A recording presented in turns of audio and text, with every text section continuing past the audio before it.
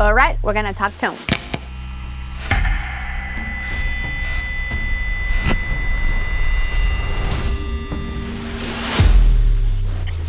In this video, I'm gonna tell you how I get my tones for recordings of social media, remote sessions, and live shows.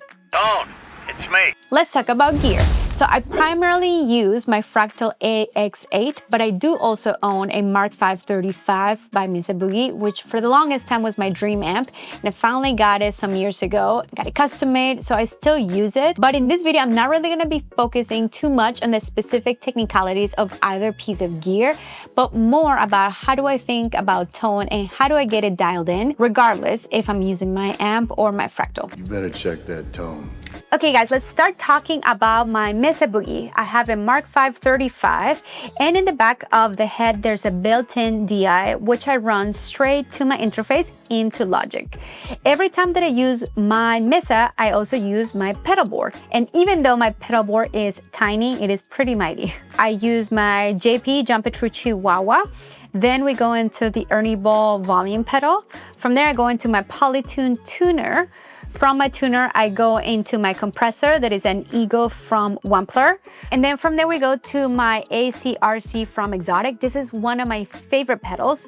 The RC stands for real clean and the AC for almost clean. So I use this one mostly for rhythm, but I also use the AC part of the pedal for my lead when it's not super high gain. And from there we go to my Riot from Sir. This one is my high gain pedal. And then from there we go into the Mini Timmy, which I use as a booster pedal, then into my delay and reverb, both from Strymon. Since I have been using for the past 3 years, mostly my Fractal to record my audio, that's the one that we're gonna be using for today's video. So if you have a Fractal, basically you're gonna be using this software called the AX8 Edit, which is where you're gonna be building all your sounds, and then from there you're gonna be saving them into your Fractal. So let's jump into the AX8 Edit.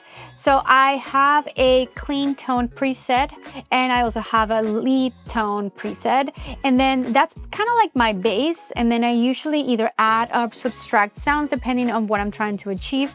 This is usually how I do it for social media and sessions. For live shows, it's a completely different thing, so I'll leave that for a different video. Okay guys, so this is basically my clean tone preset, right? If you're not familiar with Fractal, here's your input, and then you add your effects or your amp, your cabs, all of that in here. Here's your output, right? So this is usually what I have on. The first thing that we're gonna be hearing is the cab. I have two guitar players that have really shaped my tone. One of them is John Petrucci and the other one is Eric Johnson, and both of them have they have more dark, buttery kind of like tones. So I love that. That's always what I'm trying to get. I, of course, use the cab, the 4x12 by Petrucci V30, and this is gonna be more like your DI kind of sound. Very simple, very pretty, very clean, right? And then from there, we go into the amp, and since you guys know I love Mesa Boogie, all the USA sims are basically simulating the Mesa Boogie amps. So my favorite one is actually the USA Clean.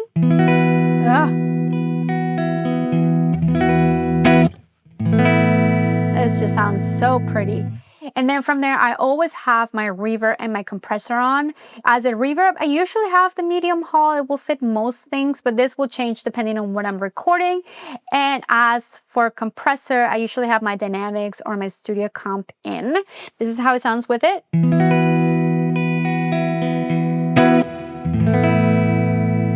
Very pretty, right?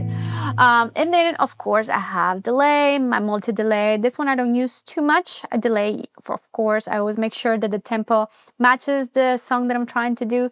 Usually I go for an analog stereo, and then I have usually two drives. I have the Timmy that I have in my board, and this one right now is very set up to middle, so the tone and the drive will vary. Usually I have it low drive because I don't want it to get too distorted.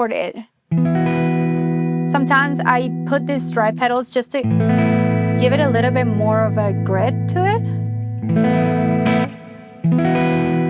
Right? And then another pedal that I use sometimes, both of them together, is the treble boost or Besides a treble boost, you have a micro boost or a mid boost. So I use one of those three if I need like a little bit more of a punch to it. Either I use one of them or I use both of them combined. Okay guys, so let's talk now about my lead preset. My cab and my amp, of course, are gonna be the same. As you can see, my amp is way more dialed in than in the clean. I always feel like the clean tone is a little bit easier to get well right off the bat. I don't feel like I need to tweak that many things to get a great sound out of it. But when it comes to lead playing, of course, right? So yes, as you can see, I have a little bit less treble, more mids, a little bit less bass. I have the same kind of reverb as a bass, and my drives are gonna change for my lead playing. This one is my favorite, the Tube Drive 4. I feel like it fits most things. That kind of like old school overdrive. Every time that I have my distortion here, I always have my Timothy on. I don't really usually use a compressor here. And then I usually have my phaser, my chorus, and my delay. And of course, like my analog stereo.